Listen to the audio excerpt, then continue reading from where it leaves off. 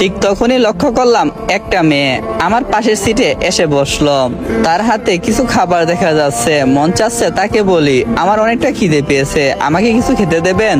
কিন্তু না, যদি বলি তখন যদি না দেই তাহলে তো যেটুকু ইজ্জত আছে সেগুলো যাবে। আমি বসে আছি, মেয়েটি প্রথম প্রথম আমার সাথে কথা বলেনি। বাস চলতে শুরু করছে প্রায় 20 মিনিট। তখন মেয়েটি হঠাৎ একটা পানির বোতল এগিয়ে দিয়ে বলল, পানি খাবেন?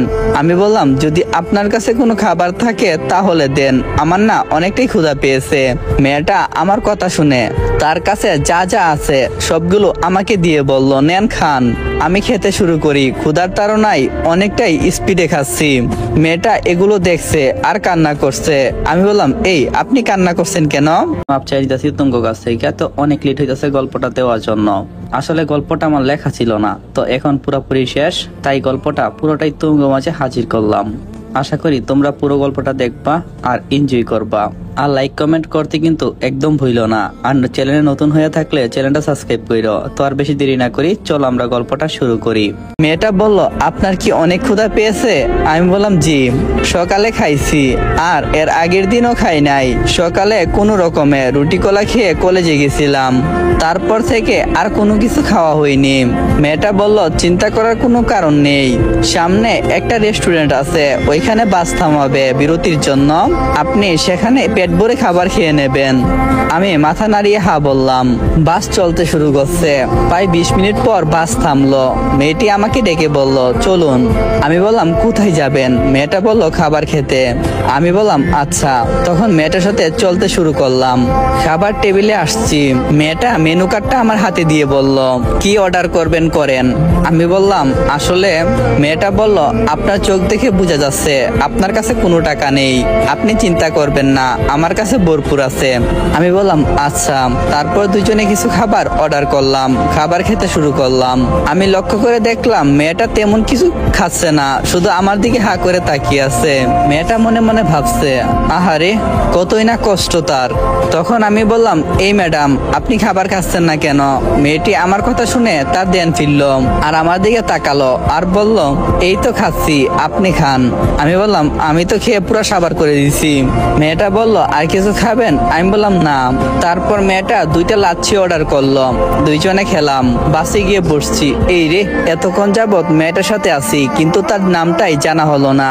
হ্যালো ম্যাডাম, আপনার নাম কি? মেয়েটা বলল, আমার নাম হলো রাইসা, আপনার নাম কি? আমি বললাম, আমার নাম অনন্ত। মেয়েটা বলল, আচ্ছা আপনি যাবেন কোথায়? আমি বললাম, ঢাকায়। মেয়েটা বলল, ঢাকা কোন জায়গা? আমি বললাম, তা নিজেও জানি না। মেয়েটা বলল, আপনি একটু আজব টাইপের, বুঝলেন? আমি বললাম, জি অনেকটাই। মেয়েটা একটা হাসি দিয়ে বলল, সো ফানি। আমি বললাম, আমার কাছে পানি নেই ম্যাডাম। মেয়েটা বলল, আপনি কি লেখাপড়া করেন নাই? আমি বললাম, জি করছি, আপনাকে হাসানোর চেষ্টা করছিলাম। মেয়েটা বলল, হ্যাঁ আপনি সফল। আর আমি এতবার মেয়েটা বলছি কেন? ওর নাম তো রাইসা। রাইসা বলল, তাহলে আপনি ঢাকায় কোথায় যাচ্ছেন আর কার কাছে যাচ্ছেন? আমি বললাম, আমার ঢাকায় আপন বলতে কেউ নেই। মেয়েটা বলল, আপনার বাবা মা? আমি বললাম, আমি এতিম, এই দুনিয়াতে আমার কেউ নাই। মেয়েটা বলল, সরি। আমি বললাম, সমস্যা নেই। মেয়েটা বলল, আপনাকে আমি একটা কথা বলবো, আপনি কি আমার কথা রাখবেন? আমি বললাম, জি বলতে পারেন। মেয়েটা বলল, আমি ঢাকা উত্তরা যাচ্ছি আর সেখানে আমাদের বাসা। আমি চাচ্ছি আপনি আমার সাথে যান এবং কি আমার বাসায় থাকেন। আমি বললাম, আমি একজন ছেলে, আপনি একজন মেয়ে, যদি আমরা দুজন একসাথে যাই তাহলে আপনার ফ্যামিলির মানুষ আপনাকে খারাপ ভাববে। মেয়েটা বলল, আমার ফ্যামিলি তেমন না। আমি বললাম, আচ্ছা ভেবে দেখবো। তখন মেয়েটা একজনকে কল করলো আর তাকে একটা ঠিকানা দিয়ে দিল আর বলল সেখানে আসার জন্য। আর হ্যাঁ, যদি কালো কালারের গাড়িটা নিয়ে আসে। লোকটা হ্যাঁ সুযোগ উত্তর দিয়ে ফোনটা কেটে দিল। তখন ও আমাকে বলল, মানে রাইসা বলল, আমি আপনার সম্পর্কে জানতে চাই, আপনি কি করেন?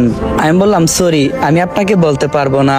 তখন সে অনেক জোরাজুরি করতে শুরু করলো। আমি তার ব্যবহার এবং কি তার আচার আচরণে অনেকটাই সন্তুষ্ট। আর এরকম একটা মানুষকে না হয় বিশ্বাস করে আবার ঠকলাম। তখন আমি আমার সম্পর্কে সবকিছু তাকে খুলে বললাম। এসব বলছি আর নিজেও কান্না করছি। মেয়েটার দিকে তাকিয়ে দেখি সেও কাঁদছে। মেয়েটা বলল, এই আপনি মানুষ নাকি এলিয়েন? এতগুলো সহ্য করছেন কেমনে আপনি?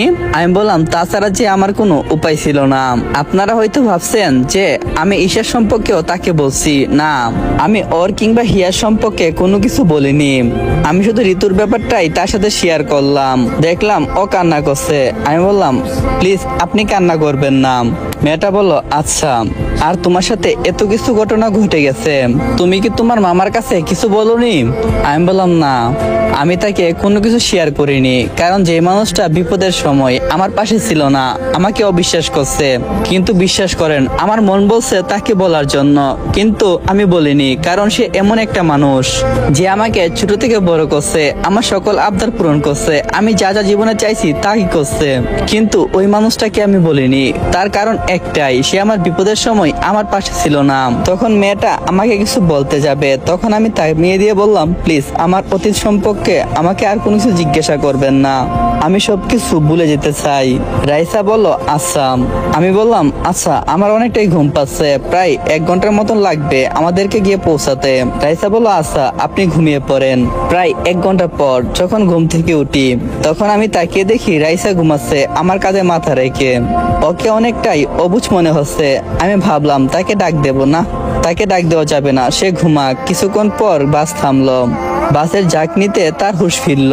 তখন সে আমাকে ডাক দিতে যাবে, তখন তাকিয়ে দেখে সে নিচেই আমার কাঁধের উপরে মাথা রেখে ঘুমিয়ে আছে।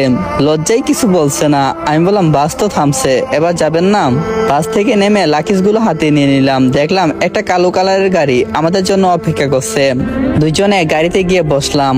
প্রায় 20 মিনিট পর গাড়িটা গিয়ে একটা বাড়ির সামনে উপস্থিত হলো। বাড়িটা দেখতে অনেকটাই বড় আর চৌড়া। বাহির থেকে মনে হচ্ছে এটা রাজপ্রাসাদের চেয়ে কম হবে না। অনেকটাই সুন্দর ফুল আর বাতি দিয়ে সাজানো বাড়িটা। রাত প্রায় 4:30। বাড়িটা অনেক সুন্দর লাগছে, মনটা চাচ্ছে এখানে সারা বছর থেকে যাই।